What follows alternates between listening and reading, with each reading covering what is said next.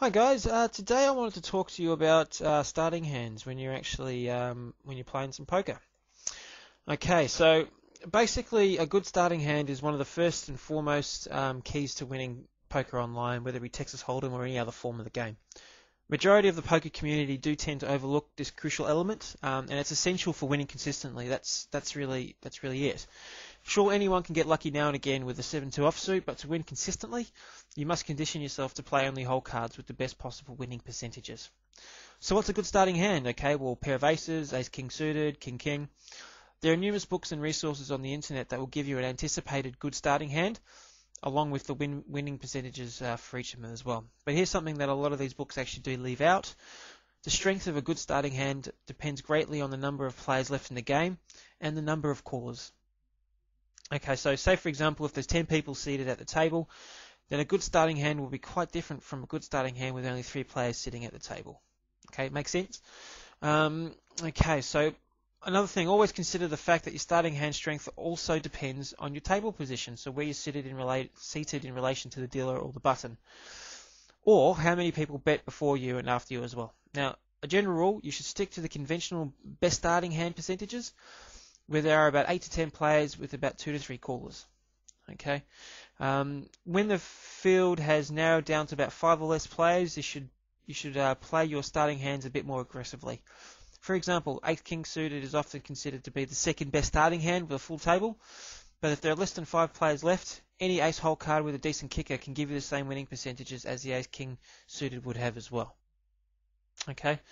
Again, if you're in a late position at a full table and you've seen one player wager a large bet, and there are about 1 or 2 callers, most often you can bet at the very least, one of them is holding a strong starting hand with high win percentages, such as ace with a high kicker, suited sequence cards, or heavy pocket pairs.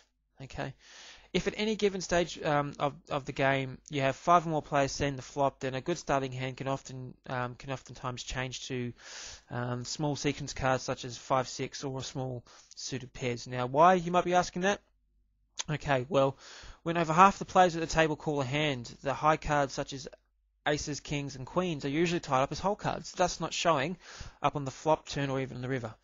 Now, this is an excellent opportunity for small pairs, lower straights, or any flush draw to win a big pot. As a general rule, you should never bet the minimum also when you have an excellent starting hand, unless you intend to limp in, okay, and get more callers for your hand. Now, there are times when limping in can win you some really big pots, but you shouldn't let slow playing become a dominant strategy. It's actually good to bet about at least 3 to 4 times the minimum in order to run out any possible draw hands or players who solely rely on luck and chance to win a big pot early in a tournament or ring game, whatever you're playing. Okay. Now, at the end of the day, once you've mastered the basic concept of good starting hands for every scenario, you will become a better poker player, regardless of when, where, or who you play. Okay. Now I'm just going to quickly cover through some of the strongest starting hands in poker, or in Texas Hold'em especially. The strongest starting hands are, okay, we're looking at pairs, a pair of high cards, pair of aces, kings, queens, jacks, and right to tens. Okay, ace and high cards suited, so we're talking ace king, ace queen, ace jack, and ace 10.